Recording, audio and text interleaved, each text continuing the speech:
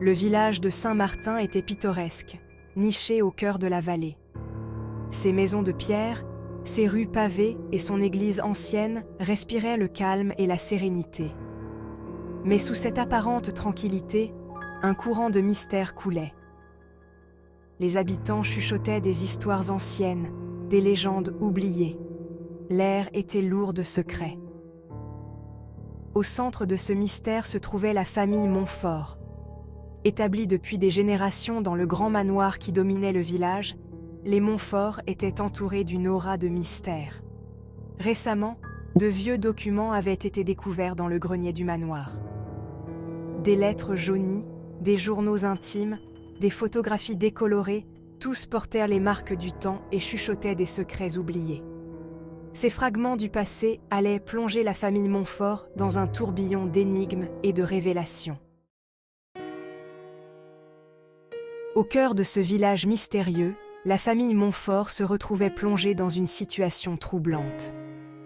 Leur vie, autrefois paisible, était désormais assombrie par les secrets du passé. Les vieux documents découverts dans le grenier avaient ouvert une boîte de Pandore, libérant des questions troublantes et des doutes insidieux. Le patriarche, Charles Montfort, était un homme brisé. Le poids des générations passées pesait lourdement sur ses épaules voûtées. Sa femme, Élise, était une femme forte et pragmatique. Malgré l'inquiétude qui la tenaillait, elle s'efforçait de maintenir un semblant de normalité au sein de la famille. Leur fils, Jean, était un jeune homme tiraillé entre la curiosité et la peur. Il était fasciné par les histoires du passé, mais il redoutait les conséquences que la vérité pourrait avoir sur sa famille. Il se sentait déchiré entre le désir de connaître son histoire et la peur de ce qu'il pourrait découvrir. Paul, un ami proche de la famille Montfort, était un historien amateur passionné par le passé. Lorsque les Montfort avaient découvert les documents anciens, c'était tout naturellement qu'ils s'étaient tournés vers lui pour les aider à déchiffrer les secrets du passé. Paul avait accepté avec enthousiasme, impatient de se plonger dans les méandres de l'histoire familiale. Avec une patience infinie et un esprit méthodique, Paul s'était lancé dans un examen minutieux des documents. Il passait des heures à déchiffrer l'écriture délavée, à reconstituer les événements passés, à assembler les pièces du puzzle. Plus Paul avançait dans ses recherches, plus il réalisait que l'histoire des Montfort était complexe et tumultueuse. Il découvrait d'anciennes rivalités, des amours interdits, des trahisons et des secrets bien gardés. Paul était déterminé à découvrir la vérité, quelles qu'en soient les conséquences. Jacques, un ancien policier reconverti en détective privé, était un homme calme et observateur. Son regard perçant semblait capable de lire à travers les gens, de discerner leurs secrets les mieux gardés.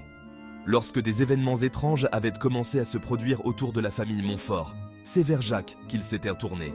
Lettres anonymes, menaçantes, objets déplacés, bruits suspects dans la nuit, tout laissait penser que quelqu'un leur en voulait. Jacques, avec son flegme habituel, avait pris l'affaire en main. Il avait commencé par inspecter minutieusement le manoir et ses alentours, à la recherche d'indices. Il avait interrogé les habitants du village, prêtant l'oreille aux rumeurs et aux ragots. Jacques était convaincu que les événements étranges qui secouaient la famille Montfort étaient liés au passé. Quelqu'un, tapi dans l'ombre, semblait vouloir les punir pour les erreurs de leurs ancêtres. Claire, une artiste peintre talentueuse, était une amie de longue date de la famille Montfort. Son atelier, baigné de lumière naturelle, était un refuge créatif où elle laissait libre cours à son inspiration. Depuis quelque temps, Claire était hantée par des rêves étranges et troublants. Intriguée, elle avait commencé à coucher ses visions sur la toile, laissant son intuition la guider. Au fur et à mesure que ses tableaux prenaient forme, Claire avait réalisé avec stupéfaction qu'ils semblaient étrangement familiers. Les paysages, les maisons, les visages, tout lui rappelait le village de Saint-Martin et ses habitants, comme si elle avait déjà vécu ces scènes. Un jour, alors qu'elle montrait ses tableaux à ses amis les Montfort, un détail avait attiré son attention. Sur l'un des portraits, elle avait peint une jeune femme aux yeux bleus perçants, vêtue d'une robe ancienne. Le mystère s'épaississait autour des Montfort, et une menace anonyme commençait à planer sur eux. Des lettres, rédigées d'une main tremblante et menaçante, arrivaient régulièrement au manoir. Chaque lettre contenait des allusions voilées au passé trouble de la famille, des accusations implicites, des menaces à peine voilées. Les péchés des pères retomberont sur les fils, pouvait-on lire sur l'une d'elles. Le passé ne peut rester enterré éternellement, affirmait une autre. Qui se cachait derrière ces missives inquiétantes? Un esprit vengeur du passé, cherchant à punir les descendants pour les fautes de leurs ancêtres. La peur s'insinuait dans leur quotidien. Le manoir, autrefois un havre de paix, était devenu une prison dorée. Les rêves de Claire continuant de la hanter, toujours plus vifs, toujours plus troublants. Les visages des tableaux qu'elle peignait semblaient en la fixer du fond de la toile, leurs regards chargés de tristesse et de mystère.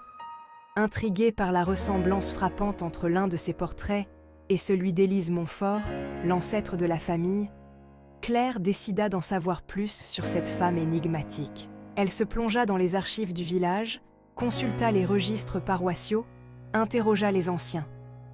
Peu à peu, le portrait d'Élise se dessinait. Jeune femme libre et indépendante, elle avait vécu à Saint-Martin au XVIIIe siècle. Claire découvrit avec stupeur que les lieux représentés dans ses rêves et ses tableaux correspondaient à des endroits réels de Saint-Martin. C'était comme si Élise, à travers elle, cherchait à transmettre un message, à révéler un secret oublié. Alors que Paul continuait de fouiller le passé, que Jacques traquait la source des menaces et que Claire explorait sa connexion troublante avec Élise, le mystère autour des Montfort s'épaississait. Les pièces du puzzle s'assemblaient lentement, révélant une histoire complexe et sombre, tissée de secrets, de trahisons et de vengeance. Quelqu'un, tapi dans l'ombre, observait chaque mouvement des Montfort, tirant les ficelles dans l'ombre. Un soir, alors que la famille dînait dans une atmosphère pesante, une nouvelle lettre arriva. Cette fois, le ton était différent, plus direct, plus menaçant. « Je sais ce que vous avez fait », pouvait-on lire. « Et je vais vous le faire payer. » Le passé avait ressurgi, plus menaçant que jamais.